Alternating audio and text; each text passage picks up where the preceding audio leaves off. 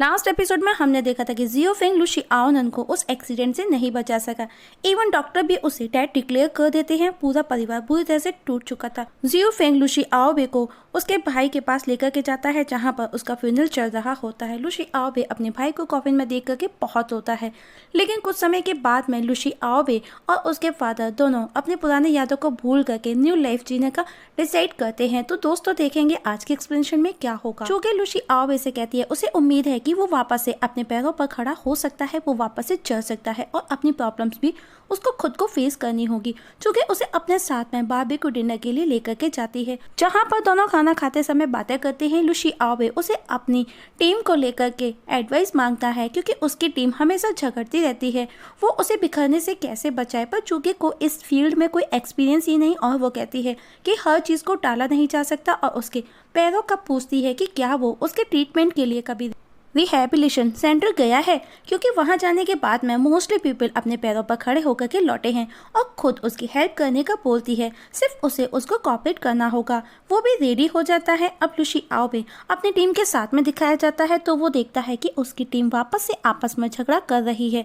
सब देख करके शॉक्ड हो जाते हैं, क्योंकि इस बार लुशी आओबे बिल्कुल चुप था, वो कुछ भी नहीं बोलता। तब लुशी आओबे हंसते हुए बोलता है, तुम्हारी फाइटिंग स्किल बढ़ रही है, तुम जो ये रोज रोज फाइट करते हो, क्यों ना उसको गेम में उतारा जाए। और अब वो दो कंबाइंड टीम बनाता है। पहले तो कोई रेडी नहीं होता, पर बाद में सब मान जाते हैं। रात को सुजियाई अपने रूम में लाइव ब्रॉडकास्ट करती है, तो वांग काई उसके लिए पॉलिस बना करके देता है। सुजियाई वांग काई से उसके पेरेंट्स का पूछती है, जिस पर वांग बताता है कि उसके पेरेंट्स को फॉरेन कंट्री पसंद नहीं आई, इसीलिए वो वियतनाम में है। तभी वाई बताता है कि उसके लाइफ में 50 लोग और जुड़ चुके हैं। ये देख करके वो बहुत खुश हो जाती है, क्योंकि उन्होंने जीआई को लाइव पॉलिस खाते रहने की सलाह दी है। अब जीआई उसे एक और बाउल बनाने का बोलती है।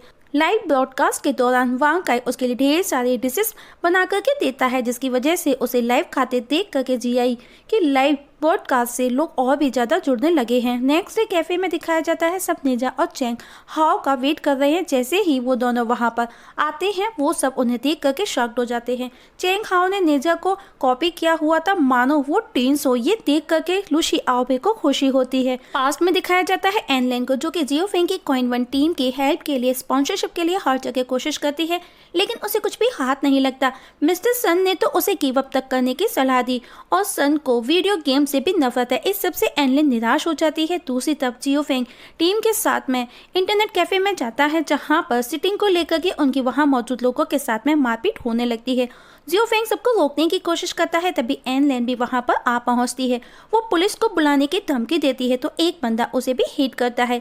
ये देख करके जियो फेंग को गुस्सा आ जाता है, और अब वो उस बंदे को पूरी तरह हिट करने लगता है।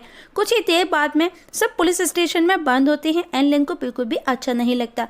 तब दावई कहता है, तुम आज पहली बार आई हो, इसीलिए जल्द ही आदत लग जाएगी। और वो बोलती है कि इसमें ऐसा क्या कोई प्राउड फील करने वाली बात है। तभी स्कूल सिक्योरिटी सेक्शन वहां आ जाते हैं और एनलेन को वहां से अपने साथ में ले जाते हैं। जियो फेंग के फादर भी फेंग को वहां से निकालते हैं, और उस पर बहुत गुस्सा कर वो वहां से चले जाते हैं। जब जियो फेंग उनके पीछे पीछे जाता है, तो हम देखते हैं कि लियो फादर जियो फेंग को कंटिन्यू वॉच करते हैं, क्योंकि वो उसे जानते थे। वहीं जियो फेंग अपने फादर के पास जाता है और बताता है कि वो जल्द ही नेशनल चैंपियनशिप जीत लेंगे, पर उसके फादर उस पर अभी भी गुस्सा करते हैं और खुद को ब्लेम करते हैं कि वो उसे अच्छी एजुकेशन नहीं दे सके, और उसे कुछ पैसे दे करके वो वहाँ से चले जाते हैं। जियो फेंग भी काफ़ी अपसेट हो जाता है। वहीं एनलेन अपना सामान पैक करके जियो फेंग का रूम छोड़ करके चली जाती है। वहीं प्रेजेंट में इंटरनेट कैफे में जीआई वहीं सज धज करके आई हुई थी। वहां लोगों की और दिन से ज्यादा भीड़ लगी थी। उसे लगा कि सब उसका मैच देखने आए हैं, उसे देखने के लिए। तो लुशी आओ भी बताता है वो हमारा नहीं। तभी वहां पर एक और बंदे की एंट्री होती है। लोग उसके नाम की होटिंग करने लगते हैं, जिसे गेम ऑफ द किंग बोला जाता था। वांग काई बोलता है, ना एरोगेट बंदा आखिर है कौन, जिसे नेजा और चेंग हाओ बोलते हैं कि वो किंग है। गेम स्टार्ट होता है लुशी आओबे और किंग की टीम के बीच में, लेकिन चेंग हाओ की लगातार गलतियों की वजह से वो गेम हार जाते हैं। वांग चेंग हांग पर गुस्सा करता है। अब जीआई शी आओबे को अकेले में दो ऑप्शन देती है कि पहला उसको रिप्लेस किया जाए, सेकंड चेंग हाओ का रिप्लेसमेंट, क्योंकि तुमने खुद देखा कि वो कितनी मिस्टेक्स करता है। लुशी आओ भी उसे सोचने के लिए टाइम मांगता है और ये सब बातें चेंग हाओ भी वहां पर खड़ा सुन रहा होता है। और जब वो वहां पर आता है तो जी आई वहां से जा चुकी होती है। चेंग उसे पूछता है कि वो किस बारे में बातें कर रहे थे। लुशी आओ भी कहता है तुम आज मैच क्यों हारे, और वो खुद उसे ट्रेन करने का बोलता है। चेंग भी रेडी हो जाता है। वहीं पास में जियो फेंग जब घर लौटता है तो उसे एनलिन नहीं मिलती। वो उससे मिलने के लिए कैंपस में पहुंचता है। वो उसे बात करने, उसे समझा करके साथ चलने की जिद करता है और अब वो कल के लिए उसको सॉरी भी बोलता है। पर अब एनलिन अपने खुद के कैरियर पर फोकस करना चाहती है। दूसरी तरफ हम देखते हैं जीआई को एक बड़ा सा पार्सल आता है जो उसने खुद से ऑर्डर किया था। ये देख कर के वांग सरप्राइज था। वो उसका यूज अपने लाइव ब्रॉडकास्ट के लिए करना चाहती है। उस बॉक्स में आए सामान से वो अपने रूम को ऐसे बनाती है मानो कि वो लाइब्रेरी में बैठी पढ़ रही हो, और अपने लाइव लवर को बोलती है कि यहाँ पर वो शांति से लेट तक पढ़ सकती है। और जैसे ही वो वहाँ से बाहर बाथरूम जाती है वांग वहाँ आकर के बैठ जाता है। लाइव बंदा उसे पूछता है वो कौन है, जीआई कहाँ है। तभी जीआई भी वहाँ आ जाती है। अब वांग काई ऐसे प्रिटेंड करता है कि वो एक फूड डिलीवरी बॉय हो, लेकिन उन दोनों की गलती की वजह से उसकी लाइब्रेरी वाली आर्टिफिशियल वॉल गिर जाती है। दोनों के बीच में झगड़ा होने लगता है। वांग काई वहां से चला जाता है। लाइव बंदा उससे पूछता है कि आखिर वो है कहाँ पर और वो बंदा कौन था। जीआई बोलती है ही इज़ माई रूममेट, हम एक साथ ही रहते हैं। बंदा ये बोल करके ऑफलाइन हो जाता है। तुमको बदलना चाहिए। इस सब से जीआई डिस्टर्ब हो जाती है। वांग काई बाहर खड़ा उनकी बातें सुन रहा था। वहीं कैफे में लुशी आओबे की टीम वापस से आपस में झगड़ा करती है। इस सब से शी आओबे निराश हो जाता है क्योंकि उसे लग रहा था कि उसकी टीम टूट रही है। तभी उसके पास में एक बंदा जिसका नाम होता है पेंग्यू आता है, जो कि वुल्फ फेंग अलायंस टीम का लीडर था। वो उससे उसकी टीम को लेकर के बातें करता है। इस तरह से उसका कुछ भी नहीं हो सकता और वो उसे अपनी टीम को ज्वाइन करने का ऑफर भी देता है। इवन वो लुशी आओबे की तारीफें भी करता है, साथ ही वो उसे मेन पोजीशन भी देगा। वो उसे पूछता है कि तुम ऐसा क्यों करना चाहते हो, जिस पर पेंगू बोलता है मैं तुमको उस टीम के साथ देखना नहीं चाहता। हम देखते हैं कि लुशी आओबे इस जगह उसे कोई रेस्पॉन्स नहीं देता। वहीं जियो फेंग को पास्ट में दिखाया जाता है। चांग का कॉल आता है और वो रेनबो मॉल में आज मैच होने को है, अभी तक वो क्यों नहीं आया। वो इतना उसे बोलता है और उसे जल्द से जल्द पहुंचने का बोलता है क्योंकि आज का मैच उनके लिए इम्पोर्टेंट है।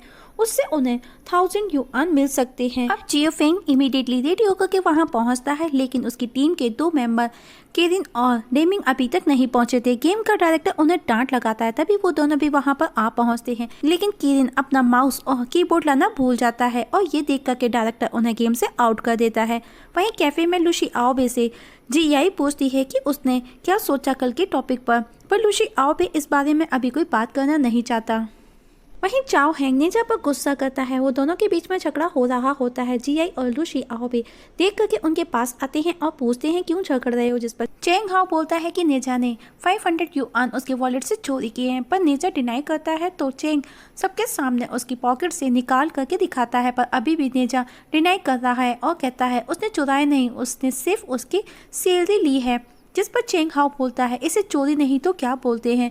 सब नेजा को पूछते हैं कि क्या उसको फाइनेंशियल प्रॉब्लम है। इस पर चेंग हाओ को गुस्सा आता है कि विक्टिम मैं हूँ, पैसा मेरा चोरी हुआ है। चेंग हाओ को इतना पैनिक होता देख जीआई बोलती है मैं पे करती हूँ तुमको वो पैसा। इवन वॉन्ग भी उसे बोलता है कि वो इतना पैनिक क्यों हो रहा है कुछ पैसों के लिए। पर चेंग हाओ बोलता है ये पैसों की बात नहीं है, ये बात है चोरी की, रूल्स तोड़ने की।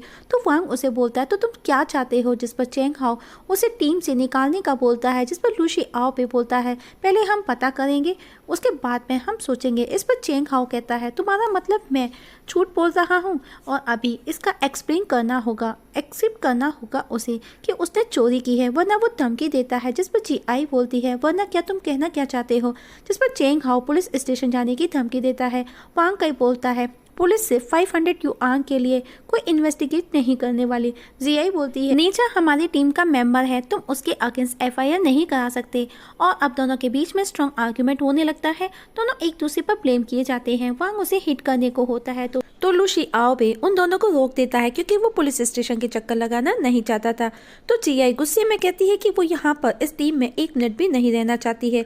लुशी आओबे गुस्से में उसे बोल देता है जाओ, जिसको जाना है वो जा सकता है। तब जीआई बोलती है तुमको कोई फर्क नहीं पड़ता क्योंकि तुमको न्यू टीम जो मिल चुकी है। और अब वो सबको देखते हुए हंसती है और बोलती है कि लुशी आओबे वुल्फ फेंग अलायंस से जुड़ चुका है और तुम बेवकूफ़ों की तरह आपस में ही झगड़ रहे हो। सब उसकी शक्ल देखने लगते हैं। इस पर लुशी आओ पे बोलता है, तुमको मेरी चिंता करने की कोई जरूरत नहीं है कि मैं कहाँ जा रहा हूँ या फिर क्या करूँ। तुमको सिर्फ अपनी सोचो। मैं थक चुका हूँ तुम लोगों से। और एक एक कर सब वहाँ से चले जाते हैं। चूगे लुशी आओबे को रिहेबिलिटेशन ट्रेनिंग के लिए लेकर के जाती है। चूगे नोटिस करती है कि वो कितना हार्ड वर्क करना चाहता है। वो उसे समझाती है कि स्टेप बाय स्टेप करे, लेकिन लुशी आओबे का कहना है कि उसके पास में इतना समय नहीं है और वो वापस से प्रैक्टिस करना स्टार्ट कर देता है। रात को हम देखते हैं कि लुशी आओबे के घर चेंग हाओ आता है। पहले लुशी आओबे उसे वापस घर लौट जाने का बोलता है, लेकिन चेंग हाओ ने यह कहते हुए माफ़ी मांगी कि उसकी वजह से पूरी टीम बिखर गई। लुशी आओबे कहता है, ये तुम्हारे अकेले की गलती नहीं थी, अपने आप को ब्लेम मत करो। पर चेंग वापस बात करने की कोशिश करता है। लुशी आओबे उसे घर जाने का बोलता है, क्योंकि अब इन सब बातों का करने से कोई मतलब नहीं बनता। पर चेंग वापस से माफ़ी मांगते हुए बोलता है, ये इतना आसान नहीं, तुम हमारे टीम लीडर हो, तुमको कुछ तो रास्ता ढूंढना होगा, तुम जो बोलोगे मैं वो करूँगा। पर लुशी आओबे कहता है, मुझे कुछ भी समझ नहीं आ रहा कि मैं क्या करूँ। मैं हम सब प्रॉब्लम में है, मुझे पता है मैं लीडर हूँ, पर सच में मेरे पास में कोई आइडिया नहीं है, कोई ऑप्शन नहीं है। तभी लो के फादर वहाँ आ जाते हैं। वो उसे पूछते हैं, कोई प्रॉब्लम है, और अगर कोई प्रॉब्लम है तो तुम मेरे साथ में शेयर कर सकते हो। और इस जगह हमारी आज की एक्सप्लेनेशंस खत्म हो जाती है। तो दोस्तों देखेंगे नेक्स्ट एक्सप्लेनेशन में क्या लुशी आओबे अपने फादर के साथ में अपनी प्रॉब्लम शेयर करेगा, क्या वो अपनी टीम को वापस से खड़ा कर सकेगा। इसका पता हमें नेक्स्ट एक्सप्लेनेशन में लगेगा। तब तक के लिए नमस्कार।